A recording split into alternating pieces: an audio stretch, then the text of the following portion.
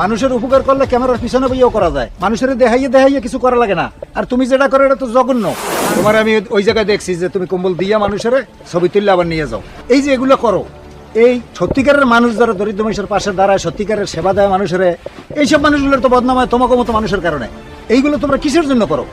আসলে চাচা আমি তো অনলাইনে নিতে হচ্ছে আরে মেয়ে কিসের অনলাইন নেতা? আসলে চাচা আমার সামর্থ্য নাই, আমি তো অনলাইনে নিতে হচ্ছে। সামর্থ্য নাই ঠিক আছে, আবার অনলাইন নেতাটা কিসের? শোনো, মানুষের উপকার করলে ক্যামেরার পিছনে বইও করা যায়, মানুষের দেখাইয়ে দেখাইয়ে কিছু করা লাগে না। আর তুমি যেটা করো এটা তো জঘন্য। আর যারা ভালো কিছু করে, মানুষের কল্যাণে কিছু করে, এই তোমাকে মতো লোকের কারণে তাকে বদনাম হয়। এইগুলো কেন করো? এগুলো কিন্তু এক ধরনের অপরাধ। এগুলো আর করিও না, এগুলো আর করিও না। এগুলো করলে ভালো কিছু যারা করে তাদেরও ক্ষতি করতে আসো, তোমরা নিজেরও ক্ষতি করতে আসো।